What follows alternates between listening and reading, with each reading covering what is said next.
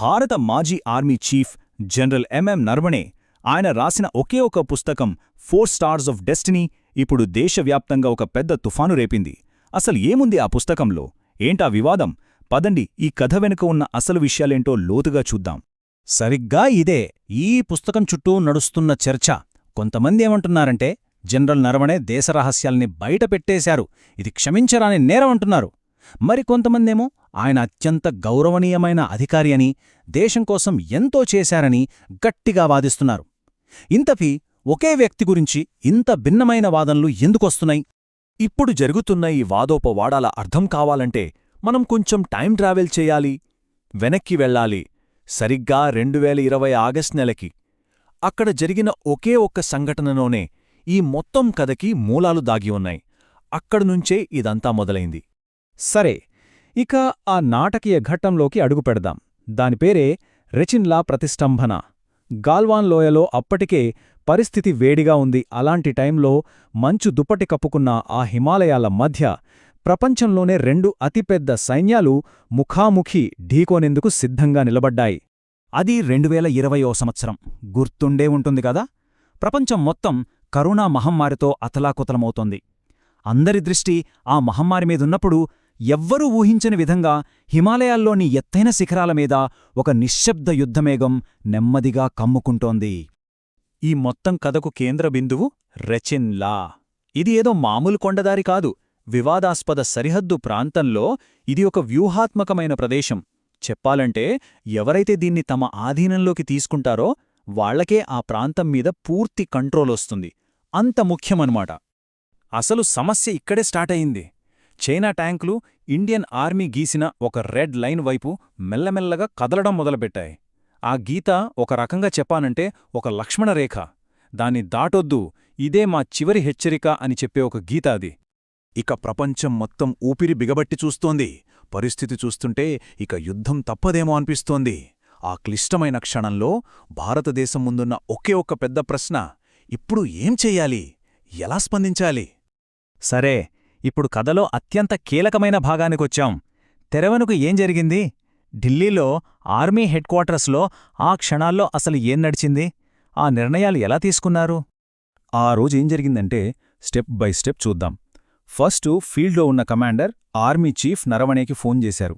Sir, China ట్యాంకులు ముందుకొస్తున్నాయి అని చెప్పారు. వెంటనే జనరల్ నరవణే ప్రభుత్వానికి ఫోన్ చేశారు.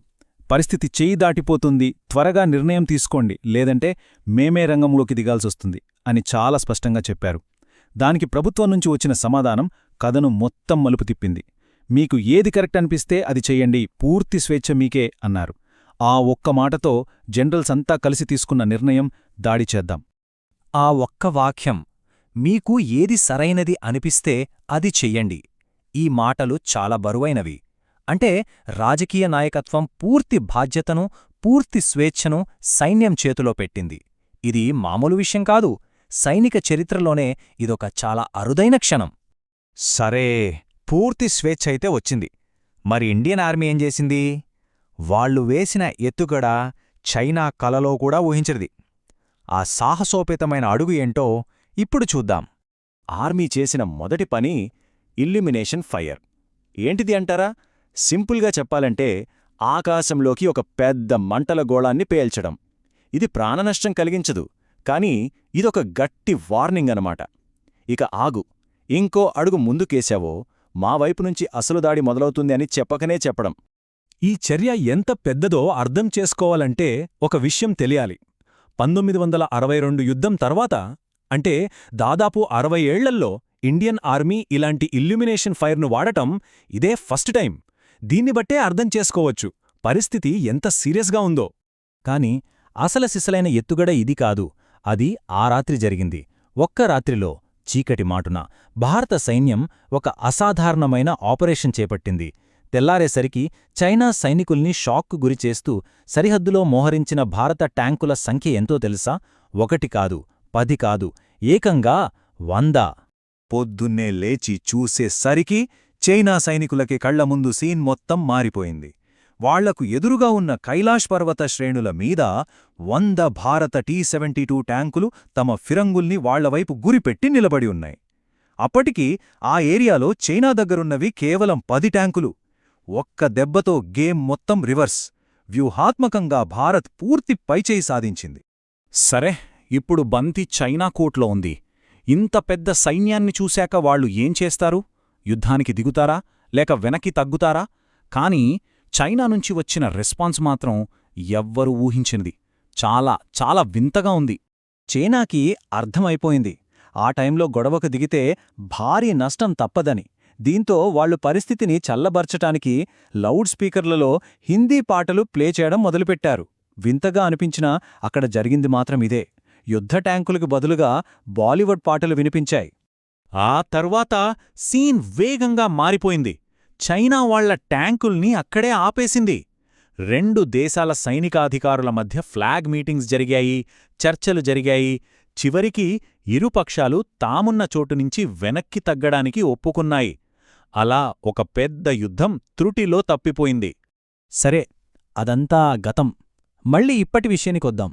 ఈ కథంతా విన్న తర్వాత మనం మొదలుపెట్టిన ఆ అసలు ప్రశ్న దగ్గరికి తిరిగి వద్దాం. సో ఈ మొత్తం కథ నుంచి మనకు ఏమర్థమవుతోంది? కొన్ని విషయాలు చాలా క్లియర్. ఒకటి, ఒక మాజీ జనరల్ రాసిన ఆత్మకథ దేశవ్యాప్తంగా ఒక పెద్ద చర్చకు దారితీసింది. 2, ఈ చర్చ మొత్తానికి మూలం 2020లో జరిగిన ఆ సరిహద్దు ప్రతిష్టంభన. 3, రాజకీయ నాయకత్వం ఇచ్చిన ఫ్రీడంతో సైన్యం తీసుకున్న ఒక బోల్డ్ స్టెప్ ఒక పెద్ద యుద్ధాన్ని ఆపగలిగింది. జరిగిందంతా చూశాక జనరల్ నరవణే హీరోనా, విలనా? దేశ రహస్యాలు బయటపెట్టిన దేశద్రోహ, లేక దేశాన్ని యుద్ధం నుంచి కాపాడిన హీరోనా? ఈ ప్రశ్నకు సమాధానం అంత తేలిక కాదు. బహుశా ఆ పుస్తకం పూర్తిగా బయటకొచ్చి అందరూ చదివాక దీనిపై ఒక క్లారిటీ రావచ్చు. కానీ ఈ సంఘటన ఒక విషయాన్ని మాత్రం స్పష్టంగా గుర్తుచేస్తుంది.